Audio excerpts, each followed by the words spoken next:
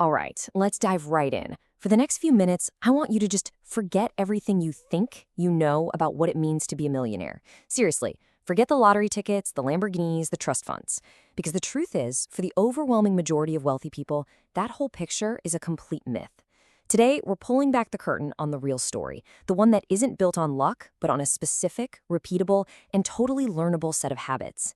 We're not just going to talk about wealth, we are going to build the actual blueprint for it, step by step.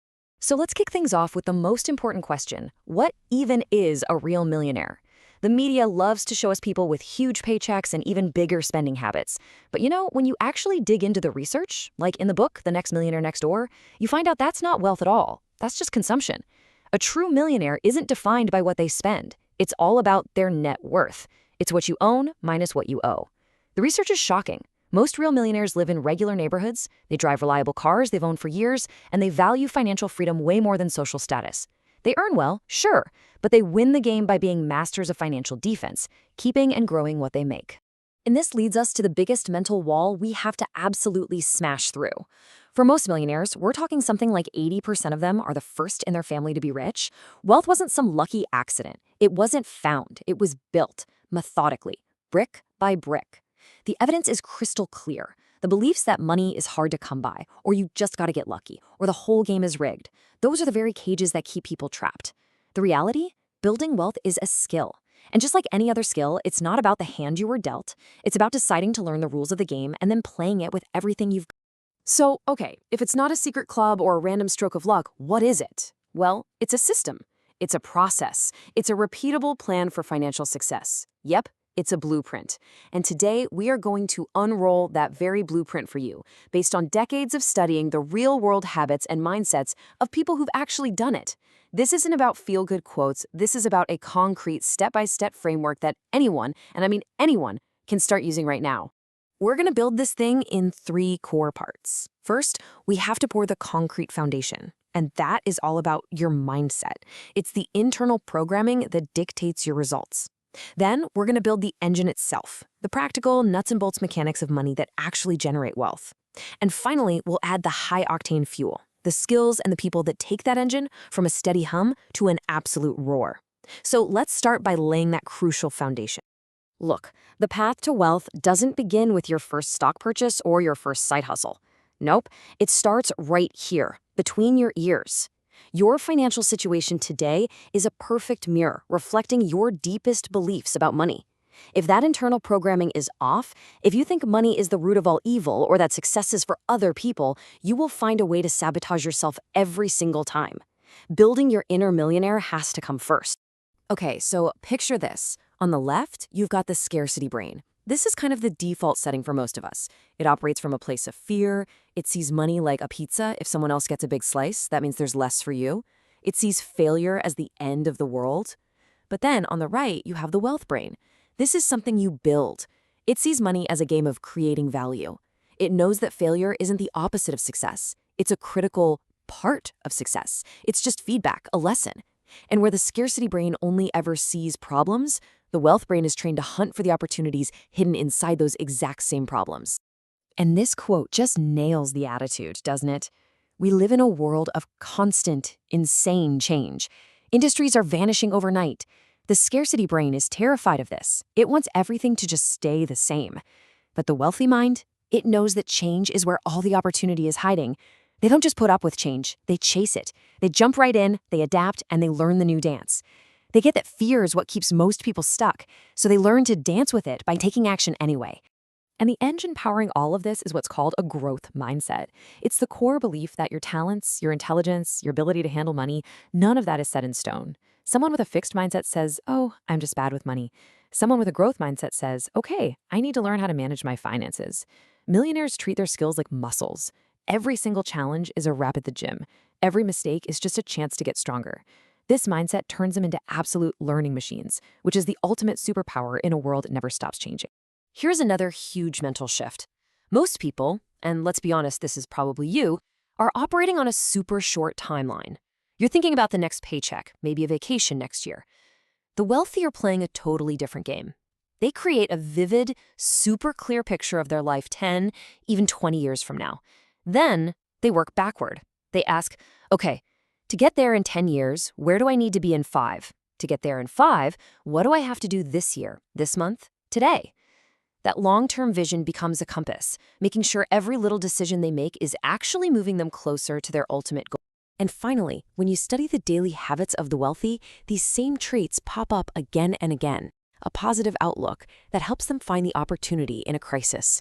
Gratitude, so they stay grounded and don't fall into the trap of constantly needing more. Humility, so they're always coachable and can learn from anyone. Authenticity, which builds the trust you absolutely need in business. And maybe the biggest one of all, the guts to not follow the herd, to be disciplined when others are panicking, to be working when others are watching TV. This isn't just a list of nice ideas. This is the mental armor you need for the journey. Okay, so the mindset foundation is poured and solid. Now we get to build the actual machine. This is the engine that takes your income and systematically turns it into real, lasting wealth. We're shifting from the why to the how. The practical, roll-up-your-sleeve strategies that do the heavy lifting. You know, the entire complex world of wealth building can really be boiled down to these 5 connected ideas. It's a formula that's dead simple to understand, but not always easy to do. First, you have to spend less than you make, period. Then, you take that gap, that surplus, and you invest it wisely. All of this has to be guided by an actual written plan.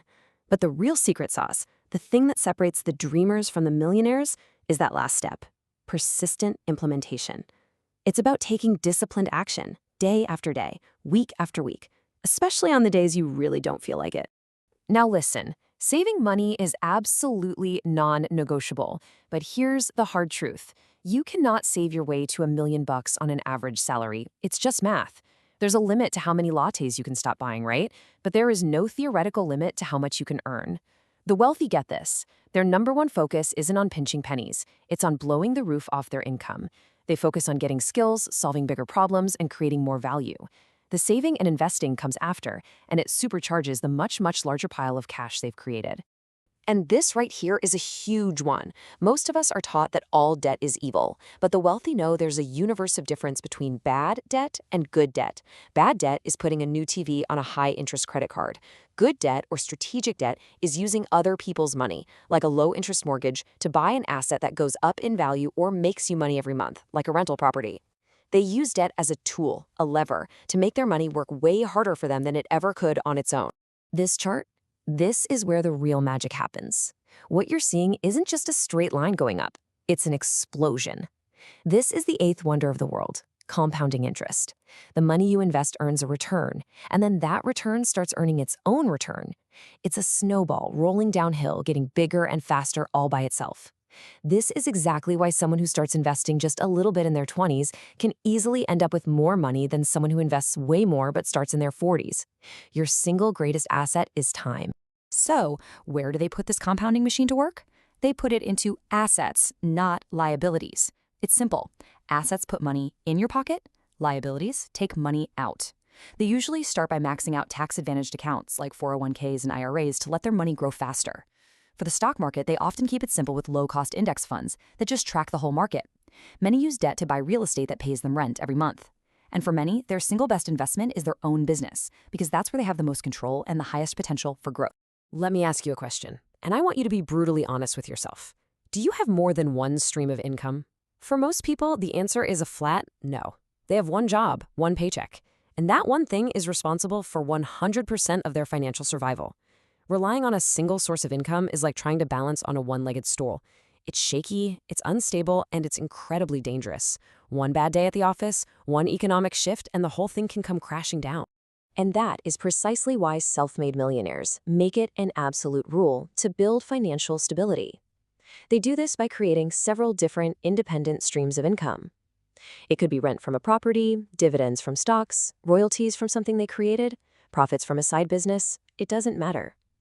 Each new stream is another leg on their financial stool, making them more stable, more secure, and massively speeding up their path to financial freedom. All right, the engine is built. It's running smoothly. Now for the really exciting part. We're going to add the high-octane jet fuel. This is all about leverage. It's about how you go beyond just your own time and effort and scale your results and your income exponentially. This is what separates making a good living from building a real fortune. This is the ultimate test of real financial security. Just think about it for a second. If your job, your main business, whatever you rely on, just poof, vanished tomorrow, would you be in a full-blown panic, back at square one? Well, for a lot of millionaires, the answer is a calm, confident no. And the reason why isn't just the money in their bank account. It's because they've built something way more valuable. They can rebuild because they have mastered high-income skills. These are abilities that aren't tied to one specific job, but are valuable anywhere, in any economy. Skills like selling, public speaking, marketing, leadership, negotiating. These allow them to create value out of thin air. They've made the most important shift of all. They stopped trading their finite time for money and started trading their infinitely scalable skills for money. And this leads us to the ultimate form of leverage. You've only got 24 hours in a day. You can't just work harder forever. Real, massive wealth is created when you learn to duplicate your efforts through other people. It's the difference between being a one-person show and owning the whole theater. By building systems, training a team, and leading them towards a goal, you can get a result that's 10, 50, even 100 times bigger than what you could ever do by yourself. You go from adding to multiplying. One of the most powerful and overlooked habits is deliberately cultivating what are called rich relationships. Now, let me be super clear. This has nothing to do with how much money your friends have. It has everything to do with their mindset. The wealthy know that you are the average of the 5 people you hang out with the most, so they make it a top priority to surround themselves with positive, ambitious, supportive people, and they ruthlessly limit their time with negative, toxic people who do nothing but complain and drag them down. So how do you actually build a network like this? First, you find mentors, people who are already where you want to be, and you figure out how to add value to their lives first. Second, you make it your mission to help other people win. Become a giver, not a taker. Generosity is like a magnet for opportunity. Third, you always close the loops. That just means if someone does you a favor, you make sure you find a way to repay them, building a rock-solid reputation. And finally, you just act with respect and integrity. Basic good manners will open doors that raw talent never will. So, we've laid the foundation with the right mindset. We've built the engine with smart money mechanics, and we've added the high-value fuel of skills and relationships. Now, let's bring it all home and chart your path forward, starting today. This is where the blueprint becomes your personal map. It is so important to understand that this is a journey, and it happens in phases. You start out as a beginner. Here, your only job is education and rewiring your brain, reading every single day, finding people to learn from. Then you become an implementer. You stop just consuming information and you start doing, taking massive action, building those income streams. And finally, you become an investor, where your focus shifts to growth and leverage, scaling your investments and leading teams. Everyone starts at the beginning. The key is knowing which phase you're in and what to focus on. Just remember this. Nobody is born knowing this stuff. Every expert you admire was once a complete amateur. Every self-made millionaire started from nothing. It's not about being perfect. It's about being consistent. It's about being resilient enough to get back up after you get knocked down, to see failures as lessons, not life sentences, and to just keep putting one foot in front of the other day after day. And when you boil it all down, this entire blueprint, all the habits, all the strategies, it all comes down to this one simple, powerful idea. Wealth isn't an accident. It's not a dream you hope for. It's a decision. It is a choice you make to stop wishing for a different life and to start building one. It's a commitment to yourself to do the work, learn the skills, and walk the path no matter what. So I'm going to leave you with this. Take a hard, honest look at where your finances are headed. If you change absolutely nothing, where will you be in 5 years, in 10 years? Are you truly okay with that path? If the answer is no, then what is the one single habit from this blueprint that you will start in the next 24 hours? Not next week, not tomorrow, today. Will you read for 30 minutes? Will you open an investment account? Will you pick one skill to start learning? Your entire journey starts with that very next action. Hey, if this blueprint helped connect some dots for you, make sure you subscribe and hit that notification bell. We're always putting out new explainers just like this one, designed to give you the clarity and the game plan you need to build the life you really want. Thanks so much for watching, and we'll see you in the next one.